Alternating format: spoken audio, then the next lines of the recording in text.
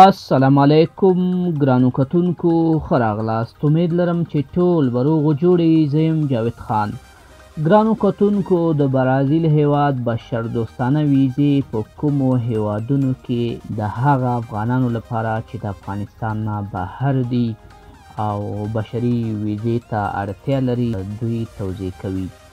ګرانو کتونکو زمونږ ډیری هیوادوالو پوښتلی ما دا پوښتنې زمانه کړې ده چې موږ د کوم ځای نه کولی شو چې د برازیل هیواد بشردوستانه ویزو ته نوملیکنه وکړو او ډیری هیوادوالو کمنټونه میسیجونه کړي دي د مختلفو هیوادونو نه او د دوی غوښتنه دغه ده چې آیا اوس مهال زه چې په کوم هیواد کې ژوند کوم آیا له دغه هیواد نه د برازیل هیواد بشردوستانه ویزې ورکوي که نه ورکوي. زمونږ ډیری هیوادوال چې مختلفو هیوادونو کې ژوند کوي هلته د مسافرت شپې ورځې تیروي هغوی په همدغه هڅه کې وي چې دوی په څه ناڅه طریقه باندې له دغې بشري ویزو نه ګټه واخلي او دغه ویزه ځان لپاره واخلي او همدغسې لاړ شي برازیل ته او د برازیل هیواد نه همداسې کاناډا، امریکې او یا داسې نورو هیوادونو ته دوی مسافرت یا مهاجرت وکړي. نو ګرانو کتونکو زه به تاسو سره بشپړ او مکمل معلومات شریک کړم چې تاسو باید د کوم هیواد نه دغې بشري ویزو ته نوملیکنه وکړئ، خپل اسنادونه ورته ولېږئ تر څو چې تاسو ته ملاقات یا اپاینمنټ درکړ شي او تاسو ته ګرانو هیوادوالو دغه ویزا درکړی شي. نو بشپړ معلومات ګرانو کتونکو انشاءالله تاسو سره شریکیږي. خو مخکې له دې نه خوږو دوستانو چې د مکملې ویډیو په طرف لاړ شو، که چیرې تاسو زموږ دغه یوټیوب چینل ته نوي یاستئ نو مهرباني وکړئ د دغسې نورو ګټورو او معلوماتي ویډیوګانو لپاره چینل ځان سره سبسکرایب کړئ، ورسره خوا کې د بل یا ګړنجۍ نشان کېکاږئ او هلته بیا آل انتخاب کړئ تر څو تاسو له ټولو نوي ویډیوګانو نه په وخت سره خبر شئ. همدغسې ګرانو کتونکو د ویډیو لپاره یو لایک هم ضروري دی. ویډیو ځان سره لایک کړئ او که د ویډیو نه معلومات ترلاسه کړه څه ناڅه مو ترېنه زده کړه ویډیو د خپلو نورو ملګرو سره خامخا شریکه کړئ. ګرانو کتونکو دا چې موږ تاسو ته معلومات وشي چې د کوم ځای نه باید د برازیل هیواد بشردوستانه ویزو ته نوملیکنه وکړو. زمونږ ډیری هیوادوال ګرانو کتونکو پاکستان یا ایران نه نوملیکنه کوي او په دغه دواړو هیوادونو کې ګرانو کتونکو د دغه ویزو چانس اوس مهال ډیر زیات کم دی، ځکه چې ګرانو کتونکو پاکستان او ایران ته زمونږ بې شمیره هیوادوالو خپل اپلیکیشنې خپل اسنادونه لیږلي دي او ګرانو کتونکو هلته کې په کنسلګرۍ باندې لوډینګ دی او هغوی نشي کولی چې دغومره زیات شمیر کسانو ته دغه بشري ویزې ورکړی شي. ګرانو کتونکو که چیرته تاسو داسې هڅه وکړئ، داسې کوشش وکړئ چې بغیر له دغې دوه یادو هیوادونو نه نور هغه هیوادونه چې زه به اوس لیست تاسو سره شریکوم هلته کې که چیرته تاسو ژوند کوئ یا تاسو ته امکانات وي هلته کې تاسو خپل اپلیکیشن یې سبمیټ کړئ، خپل اسنادونه ولېږئ نو ګرانو کتونکو تاسو ته هلته کې دغه ویزې هم میلاویدلی شي، دغه ویزې هم تاسو ته هلته درکولی شي. نو ګرانو کتونکو دا چې یاد هیوادونه کوم هیوادونه دي چې تاسو له هغې ځای نه د برازیل هیواد بشردوستانه ویزې اخیستلی شئ نو د دې لپاره به ګرانو کتونکو تاسو راشئ په خپل کمپیوټر یا د موبایل په سکرین کې به تاسو خپل یو انټرنیټي براوسر راخلاص کړئ. لکه ګرانو کتونکو د ما سره فایر فاکس دی، تاسو سره چې هر یو براوسر وي زه راځم دلته کې د ګوګل سرچ برخه ته. په ګوګل کې ګرانو کتونکو تاسو سرچ کولی شئ او تاسو معلومولی شئ چې آیا دغه ویزې تاسو په کومو هیوادونو کې اخیستلی شئ. نو دلته کې زه راځم ګرانو کتونکو دلته لیکمه چې برازیل humanitarian visa for Afghans. ګرانو کتونکو د ګوګل لټون برخه کې تاسو دغه لږ لیکلو کې برازیل humanitarian visa for Afghans دا به ولیکئ ګرانو کتونکو او سرچ به یې کوئ. تاسو په خپل موبایل کې هم سرچ کولی شئ او په خپل کمپیوټر کې هم کولی شئ چې سرچ یې کړئ. ګرانو کتونکو کله چې تاسو دغه لیکل دلته په لټون برخه کې وکړو او سرچ مو کړو نو دلته کې ګرانو کتونکو لاندې تاسو ته مختلف قسمه معلومات مختلف ډول ویب سایټونه دلته راخلاصیږي. نو دلته کې به ګرانو کتونکو تاسو دغسې لاندې راشئ او دلته کې وګورئ ګرانو کتونکو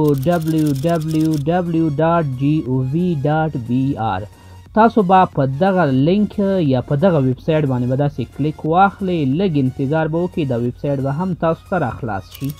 خوږو دوستانو دا وګورئ زموږ سره د برازیل هیواد د بشري ویزو او د نورو ویزو رسمي دولتي ویب سایټ راخلاص شو.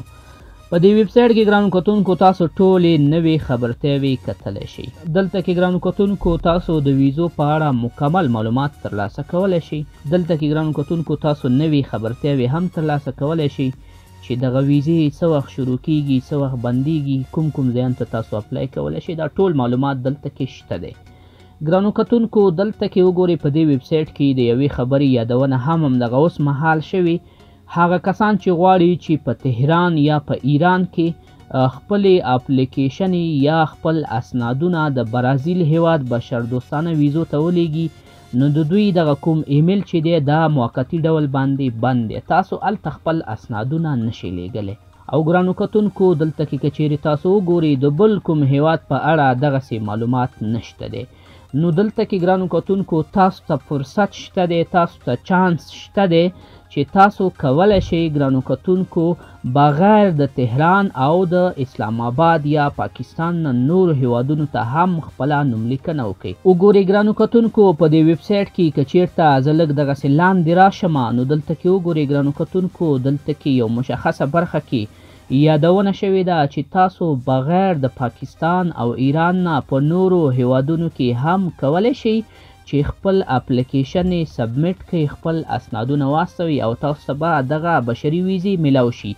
نو دلته کې وګورئ ګرانو کتونکو دغه برخه کې د دې خبرې یادونه شوې ده. دلته کې وګورئ ګرانو کتونکو د برازیل هیواد امباسیانې یا سفارتونه کوم چې بشري ویزې توضیح کوي، نو ګرانو کتونکو هغه په تهران کې تاسو کولی شئ چې اوس مهال د فتن په تهران کې هلته کې بره تاسو ته نوټیس یا میسیج یا خبر درکړی چې تاسو اسنادونه مه لیږئ.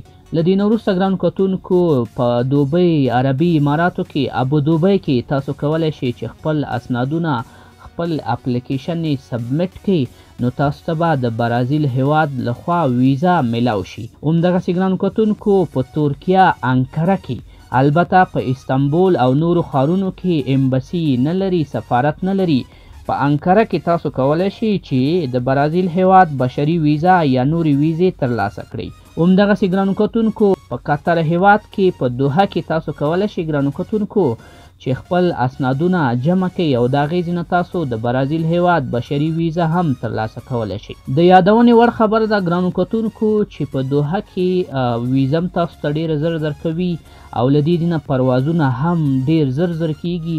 نو تاسو کولی شئ چې دوحه یا قطر کې که چیرته ژوند کوئ یا هلته کې واوسیږئ او یا د تللو راتللو امکاناتو لرئ، نو هلته کې خپل اپلیکیشن او اسنادونه د دغه ویزو لپاره سبمیټ کړئ، نو ګرانو کتونکو تاسو ته به دغه ویزا ډېر زر پروسس شي.